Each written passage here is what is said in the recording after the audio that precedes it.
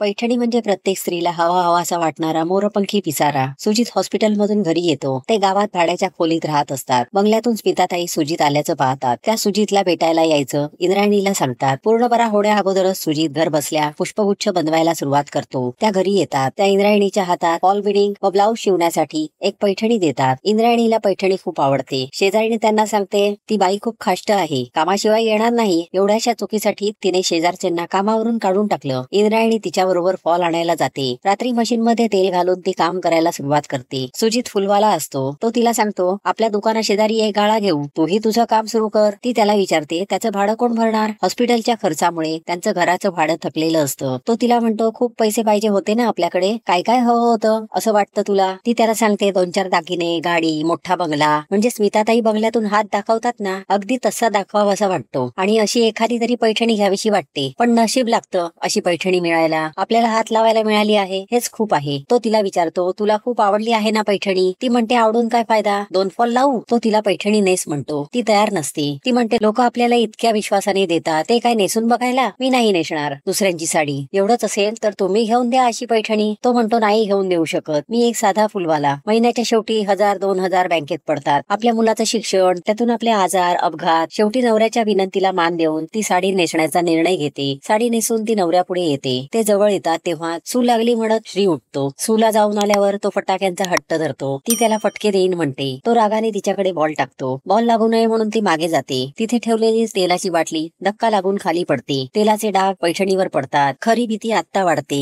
ती साडीला पीठ लावून बघते. दुसऱ्या दिवशी घासून बघते तरीही डाग जात नाही. दिवसाच्या कामातही तिला साडीचं टेन्शन असतं. लांब बसलेल्या स्मिताताईंच्या घराकडे तिचं लक्ष जातं. ती चंदाला मशीनच्या तेलाचा डाग कसा काढायचा ते विचारते. आईला विचारते. अलकाताईंना टेबल क्लॉथवर डाग पडल्याचं सांगून विचारून घेते. चंदाने सांगितल्याप्रमाणे सोडा लावून बघते. डागावर टिश्यू पेपर्स ठेवून लिंबू पिळून बघते. पेस्ट लावून बघते. डाग मात्र काही केला जात नाही. परत डाग काढण्यासाठी दूध लावून बघते. हायड्रोजन पेरॉक्साईड लावून बघते. अंड्याचा बलक लावते. खडू घासून बघते. पावडर लावून बघते. हारवाल्याने सांगितल्याप्रमाणे ब्रेड घासून बघते. डाग मात्र जात नाहीत. सुजित श्रीला वाणी काकांना पैसे द्यायला पाठवतो. तो तिथे न वळता फटाक्यांच्या दुकानाकडे वळतो. फटाकेवाला त्याला 460 रुपयाचे फटाके देतो. पण श्री पैशांकडे बघून आई सोबत नंतर घ्यायला येतो सांगून तिकडून निघतो. चंदा पिंकीला घेऊन इंद्रायणीकडे फ्रॉक साठी माप द्यायला येते. ती निघून गेल्यावर सुजित इंद्रायणीला म्हणतो आपण उद्या स्मिताताईंना सांगून टाकू, त्यांची माफी मागू. इंद्रायणी घाबरते. ती म्हणते त्या मला त्यांच्या डोळ्यासमोर उभंही करणार नाहीत. ही गोष्ट गावात कळली तर खूप कठीण होऊन बसेल. आपण अशीच्या अशी दुसरी पैठणी आणून त्यांना देऊन टाकू. आपल्याकडे गाडी नाही, घरही नाही, लोकात मान मात्र आहे. त्याला डाग नको लागायला. इंद्रायणी ती साडी घेऊन दुकानात येते. दुकानदार तिला म्हणतो 1000 दुकानं जरी फिरलात ना तरी अशी साडी मिळणं कठीण आहे. जर ही साडी येवल्याचीच आहे तर मग येवल्याला जा. घरी आल्यावर सुजित तिला विचारतो किमतीचा तरी अंदाज घेतलास का. ती जरा बिस्कतच सांगते. 1,00,000-1.25 लाखाची तरी असेल. तिने अजूनही हार मानलेली नसते. ती श्रीला हाक मारून उद्या आजीकडे मी जाते असं सांगते. तोही तिच्याबरोबर जाण्याचा हट्ट करतो. बाबांना कोण सांभाळणार असं म्हणत ती श्रीची समजूत काढते. आई भरपूर फटाके आणणार म्हटल्यावर श्री तयार होतो. दुसऱ्या दिवशी ती निघते.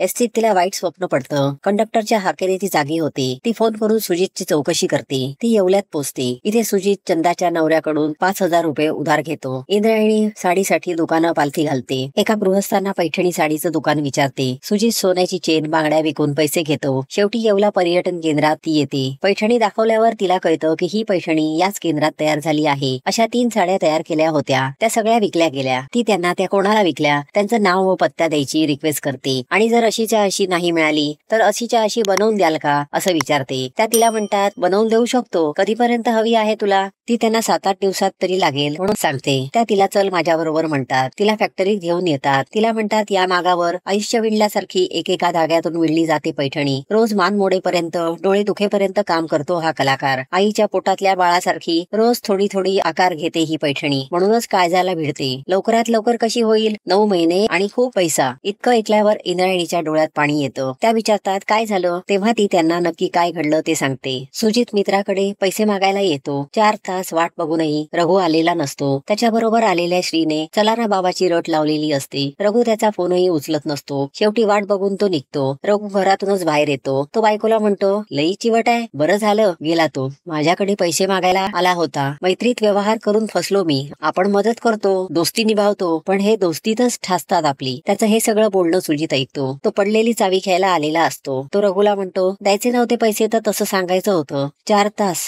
एवढंच बोलून सुजित तिथून बाहेर पडतो. माई तिला एक नवीन ऊर्जा देतात. त्या तिला म्हणतात, अशा प्रसंगातूनच देव आपली परीक्षा पाहत असतो. आपण घाबरायचं नाही. जे समोर येईल त्याला बेधडक विडायचं. आपण पैठणी घ्यायला दुकानात जातो. शेकडोंमधली एक पैठणी आपण निवडतो. आपल्याला वाटतं की आपण तिला पसंत केली, पण पैठणीने आपल्याला निवडलेलं असतं. 3 पैकी 2 पैठण्या कोणी घेतल्या ते कळलेलं असतं. शनिवारवाड्याच्या बाजूला राहणाऱ्या करंदीकरांनी एक पैठणी घेतलेली असते. इंद्रायणी सुजितला पुण्याला जाणार असल्याचं सांगते. सुजित श्रीला बघताना गॅसवर लावलेला भाताचा कुकर उडतो. तेवढ्यात इंद्रायणीचा फोन येतो. श्री लगेचच कुकर उडाला आईला सांगून टाकतो. इंद्रायणी सुजितला सांगते, डबा करू नका, फक्त चहाच करा. बाजूच्या काकू डबा पाठवते सांगायला आलेल्या असतात. इंद्रायणी पुण्यात येते. विचारत विचारत करंदीकरांकडे पोहोचते. बऱ्याच विनवण्यानंतर करंदीकर तिला घरात घेतात. ती त्यांना साडीत बघते. तेव्हा तिला कळतं की त्यांनी ही साडी अमेरिकेला सुनेकडे पाठवली आहे आणि तेच तिला साडी कशी नेसायची ते शिकवत होते. ते सुनेची ओळख करून देतात. ते इंद्रायणीला सुनेला साडी कशी नेसायची ते शिकवायला सांगतात. इंद्रायणी निऱ्या पदराचं शिकवून डोळ्यातलं पाणी पुसून बाहेर पडते. पुढचा पत्ता सांगलीचा असतो. फॅक्टरीवाल्यांकडे त्यांच्या गाडीचा 4141 फक्त एवढाच नंबर असतो. या नंबरावरून आता तिला घर शोधायचं असतं. सुजित कडून इंद्रायणीला स्मिताताई येऊन गेल्याचं कळतं. तो तिला परत घरी बोलावतो. ती सांगलीला जायचं म्हणते.